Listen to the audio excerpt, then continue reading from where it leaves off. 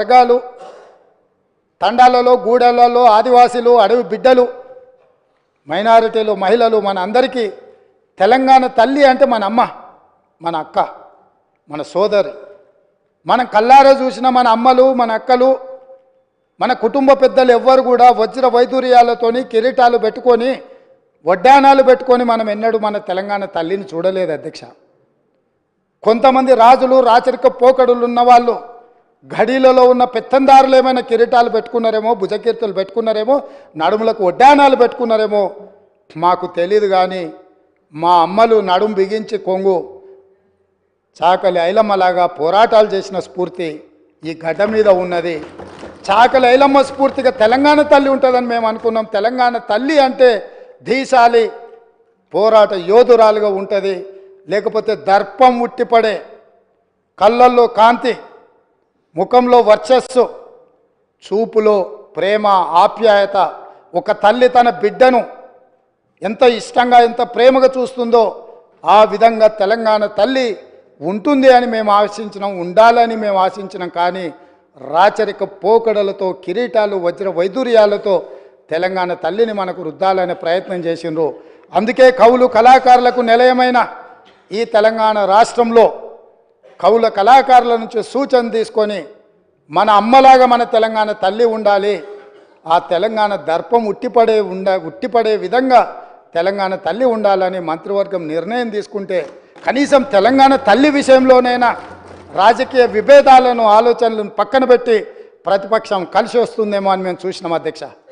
కానీ మాకు నిరాశనే మిగిలింది అధ్యక్ష. అదేవిధంగా అధ్యక్ష, ఆనాడు Osmania university, Kakatiya university, Palamuru university, Mahatma Gandhi university, ఏ యూనివర్సిటీ ఏ కాలేజు ఏ పాఠశాల ఏ నగరం చూసినా ఏ పట్టణం చూసినా ఏ గ్రామం చూసినా ఏ వీధి చూసినా ఆనాడు మారుమోగిన గీతం జయ జయ హే తెలంగాణ.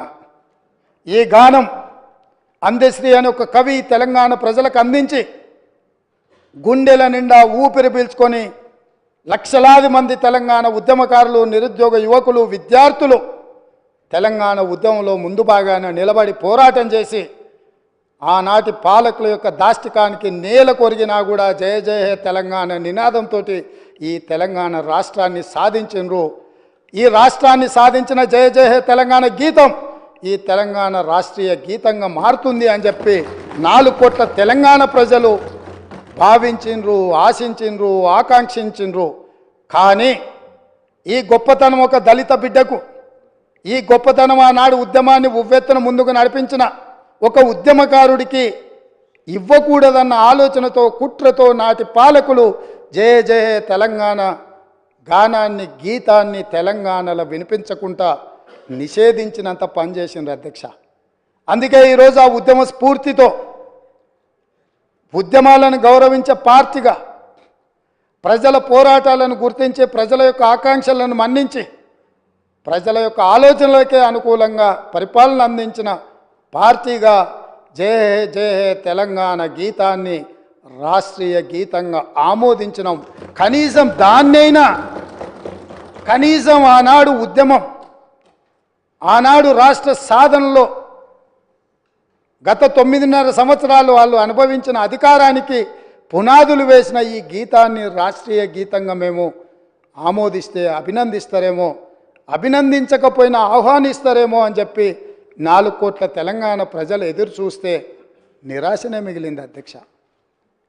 మేమేమన్నా అతిగా ఏమైనా ఆలోచన చేస్తున్నామా, అతిగా ఏమైనా ఆశిస్తున్నామా, లేకపోతే ఏమైనా అడగకూడని ఆశించింది ఏమైనా మేము ఆలోచన చేస్తున్నామా నాకైతే అర్థం కాలేదు అధ్యక్ష. మీరైనా మాకేమైనా మా ఆలోచనలో తప్పు ఉంటే మాకు సూచన చేయండి. ఇన్ని గొప్ప నిర్ణయాలు తీసుకున్న ఈ ప్రభుత్వాన్ని అభినందించడానికి ప్రతిపక్ష నాయకుడిగా వారక్కడ కూర్చొని ఈ ప్రభుత్వం ఈ మంచి చేసింది, ఈ మంచిని మేము ఆహ్వానిస్తున్నాం, ఈ మంచి జరగాల్సిందే, ఇగో ఈ పరిపాలనలో మీరు తీసుకున్న నిర్ణయాలలో ఈ లోపాలు ఉన్నాయి, ఈ లోపాలను మీరు మార్చుకోండి, ప్రజలకు మంచి పాలనను ఇవ్వండి అని ప్రధాన ప్రతిపక్ష నాయకుడు అక్కడ కూర్చొని సూచన చేసినుంటే వారి గౌరవం పెరిగేదే తప్ప వారి గౌరవం తగ్గదు అధ్యక్ష. ఆ కుర్చీ అట్లా ఖాళీగా కనిపించడం ఈ సభకి ఏమైనా శోభ తెస్తుందా అధ్యక్ష? ఎందుకు వారు అట్లా ఖాళీగా పెట్టి సభకు గైరాజరవ్వడం అనేది ఈ తెలంగాణ సమాజానికి ఏమైనా ప్రయోజనం ఉంటుందా అధ్యక్ష? మీరు ఆలోచన చేయండి. ఎందుకు అనంటే ఈ రాష్ట్రం మనది, ఈ ప్రాంతం మనది, ఈ నేల మనది, గాలి మనది, ఈ ప్రాంత అభివృద్ధి మనది. ప్రజాప్రతినిధులుగా మన బాధ్యతను నెరవేర్చాల్సిన అవసరం ఉంది.